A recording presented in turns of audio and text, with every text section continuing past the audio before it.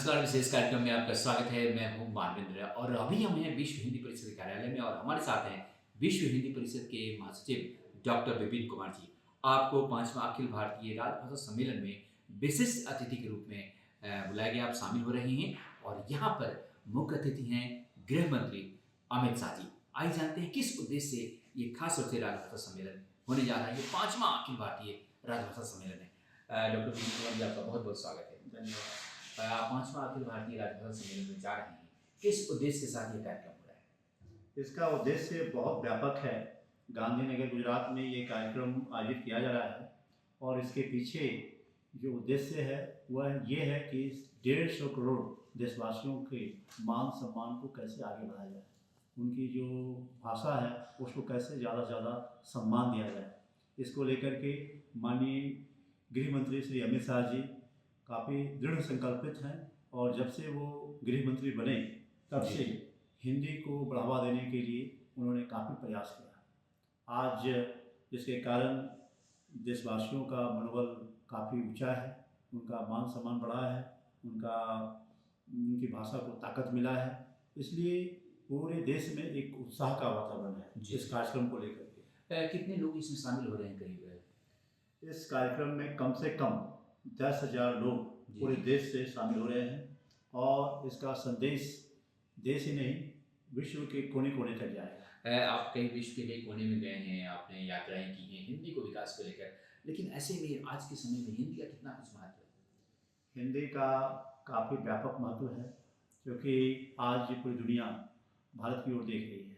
भारत की तरफ पूरा उनका जो आशा है कि भारत उनको मार्गदर्शन देगा, भारत शांति का रास्ता दिखाएगा, भारत की संस्कृति को जानना चाह रहे हैं और संस्कृति को जानने के लिए भाषा को जानना बहुत जरूरी है।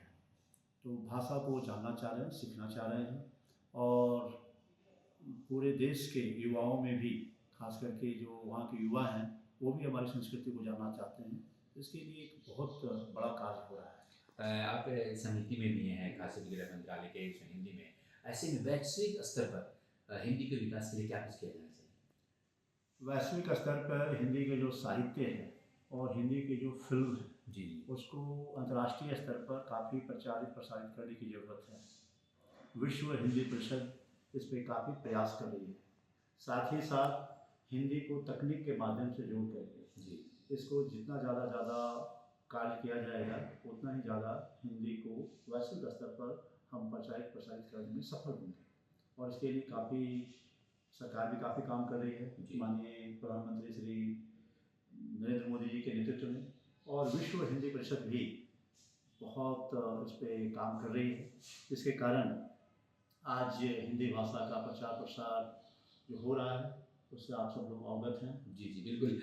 खासतौर से विश्व हिंदी परिषद में कई साहित्यकार भी जुड़े हुए हैं, तो हम ये जानना चाहेंगे कि क्या कुछ इनका योगदान होता है, क्योंकि काफ़ी लोग जुड़े हैं पूरे भारत से जो विश्व हिंदी परिषद से के साथ मिलकर कार्य कर रहे हैं। साहित्यकारों का, लेखकों का, कवियों का हिंदी भाषा को आगे बढ़ाने में उनका काफ़ी बड़ा योगदान है। जी एवं ये भी कह सकते हैं कि हिंदी शिक्षकों का भी बहुत बड़ा योगदान है, क्योंकि जब कोई साहित्यकार, लेखक, कवि अपने रचना के माध्यम से समाज तक इन चीज़ों को ले जाते हैं तो समाज में इसका एक बहुत सकारात्मक प्रभाव पड़ता है, जिसके कारण समाज में एक हिंदी के प्रति लगाव बढ़ता है और लोग हिंदी से जुड़ते हैं और हिंदी को ताकत मिलती है।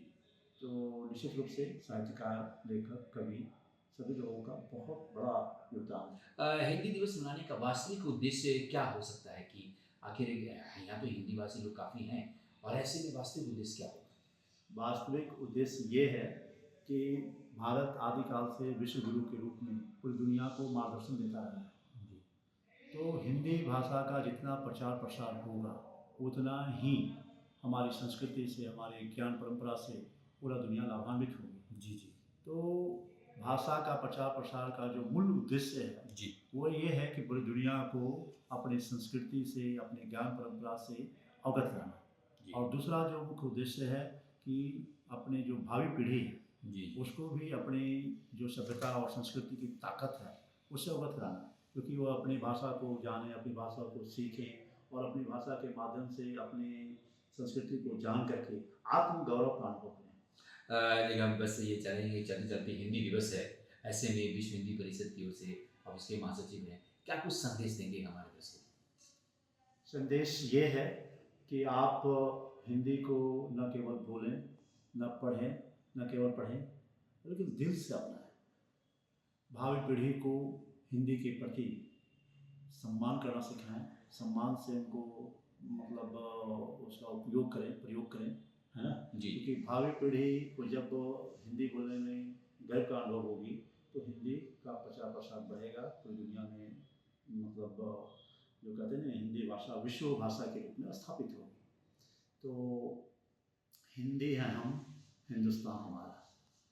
इसको करके हम लोग मैं अंत में ये कहना चाहूँगा, राष्ट्रकवि रामधारी सिंह दिनकर जी की पंक्तियों को दोहराना चाहूँगा कि वह प्रदीप जो दिख रहा है दूर नहीं है, वह प्रदीप जो दिख रहा है झलमल दूर नहीं है, थक कर हार गए क्यों भाई, मंजिल दूर नहीं है। क्या बात है।